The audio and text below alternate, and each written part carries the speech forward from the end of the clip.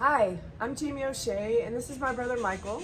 We just want to take a minute to introduce ourselves to you, tell you a little bit about ourselves. We run retreats here.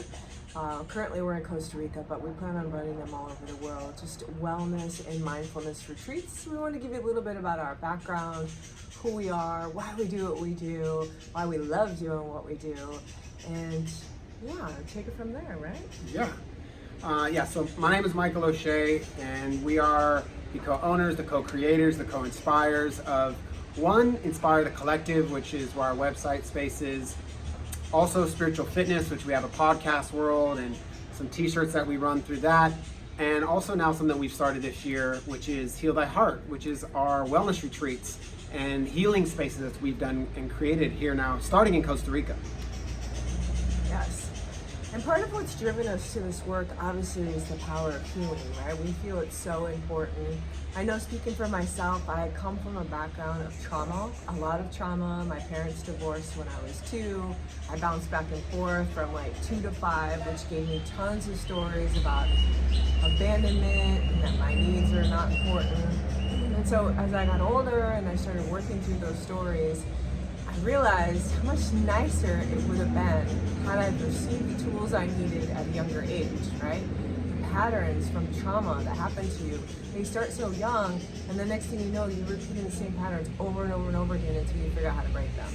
And that's part of the work that we're doing here, is trying to give these people tools, right? We want to make sure that you break your patterns before you pass it down to another generation. Yeah, I similar story, brother and sister, raised in different cities, different traumas, different pains, different suffering, and Sort of similar. sort of similar, different place, different time.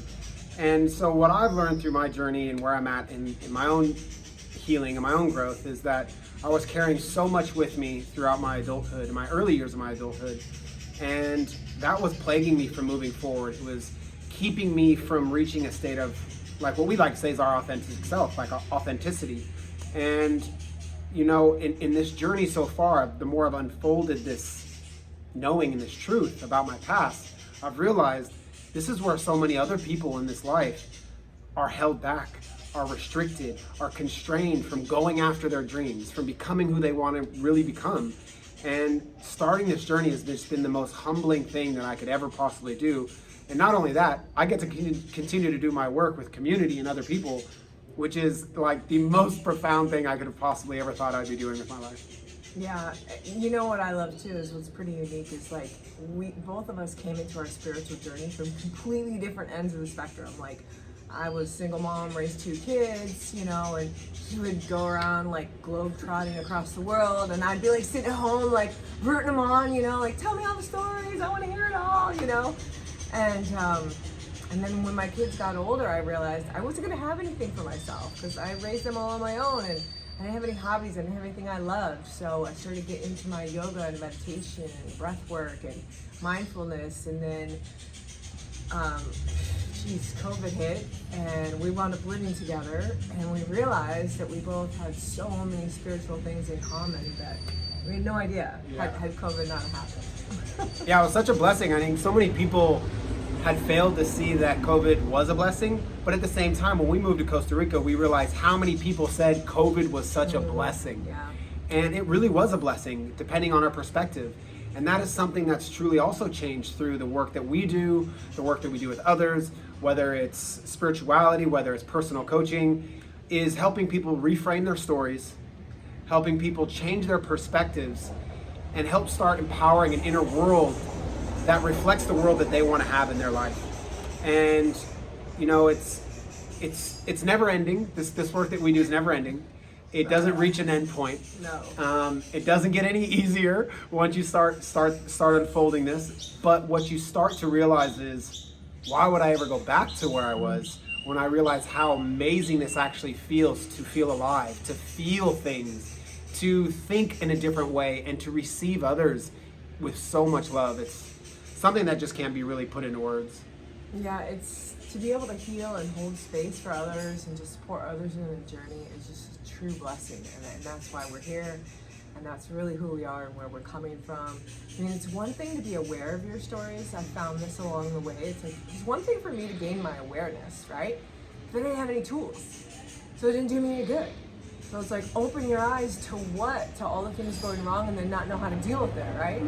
So part of what Michael and I are trying to do together is not only bring you awareness, right? Awareness is the key, but bring you the tools, because the tools are the action, right? They're the keys in the door, unlock the door. There you have your action. So that's what we're here for, is to kind of help hold space for you while you heal on your journey, build that community. Yeah, and that's just to cap off what she said and about the tools is I've been to many retreats in different areas of the world, and one thing that a lot of retreats fail to provide you with are those tools outside of the retreat space. So it's really, really ingrained in us to continue helping, supporting, and encouraging you with that support beyond the retreat. So you don't just come to a retreat and it's like, bye-bye, see you later. You're getting emails from us when we have integration meetings, when we're talking community support. We get together as much as possible virtually to continue to show you that we're here for you. We're a tribe. We're becoming a family. We're creating a bigger team.